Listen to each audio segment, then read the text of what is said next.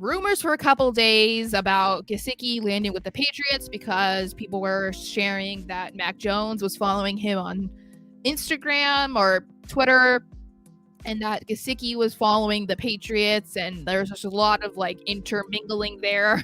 And then, of course, the iconic tweet, the meme that I sent out yesterday of Mike Gesicki was seen at Logan Airport. So it's not surprising that this was news that I woke up to this morning. So Mike Gesicki, in case you guys are not familiar, is a tight end who was playing on the Dolphins. He was signed today by the Patriots for a 1-year deal worth up to $9 million. He is 6'6", 250 pounds, and definitely brought in for his like pass catching abilities, because if they were looking to add a good blocker, then this is not the guy.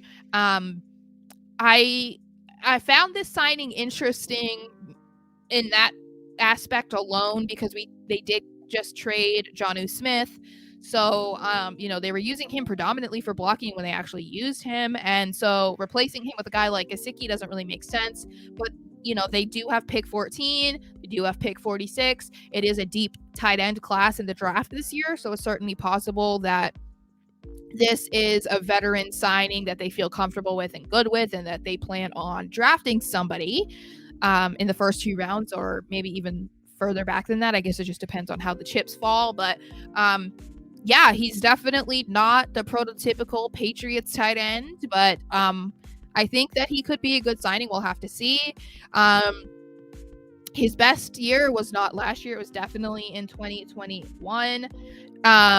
When he had 73 catches on 112 targets, and he lined up in the slot a lot. So that is something that I wanted to make sure I talked about, because he's another slot guy. So the Patriots are bringing in a lot of slot receivers, and that is another thing with Gesicki, which makes him a little bit different, obviously, than Hunter Henry. That opens the field for Henry when they are on the field together, which I am hoping that we see a lot of that. I want to see 12 personnel because we have Bill O'Brien back, and now we have 2 tight ends that are definitely capable of making great catches and making an impact, especially in the red zone, which is not something that we were able to say about Jonnu Smith over the last 2 years.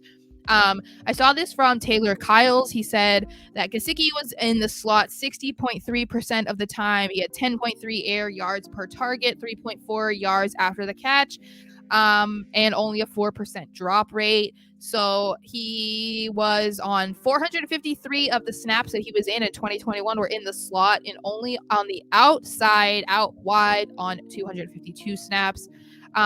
And only 99 of snaps were traditionally in line as a tight end. So this is like a completely different dude than Hunter Henry, completely different dude than Jonnu Smith, which is why it makes it really interesting to try and figure out how Bill O'Brien is going to use him, because it's just not something that we are accustomed to seeing, especially with the Patriots. But I am very excited about seeing this. So he does have 18 touchdowns throughout his career. And ironically, the Patriots tight ends over the last 4 years have only found the end zone 15 times, and 9 of those came from Hunter Henry himself. So even if he's not going to be a great addition as a blocker, even if he's not going to maybe see a lot of passes his way as they're making their way down to the red zone, I think he could definitely be a red zone threat, which helps Hunter Henry, who kind of went invisible last year, which is shocking because he had the best season of his career in 2021, including those 9 touchdowns being the most he had done in a single season in his career. So I'm excited about this. He does have some admiration from Belichick. Of course he does, because those are some of Belichick's favorite guys to sign.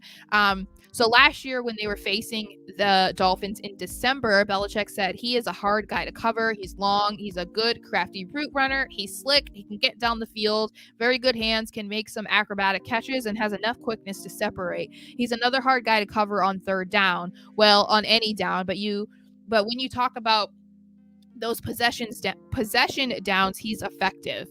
Plus, he has a connection to Bill O'Brien. Bill O'Brien actually recruited him to Penn State when he was working there, but they never actually got to work together, because then that is when O'Brien went to Houston. So as I said earlier, Bill O'Brien definitely has his fingers, it seems, in a lot of these signings, and I think this is the biggest one that he probably had some influence over. So I think it's good. I know he's not, Gronk. He's not.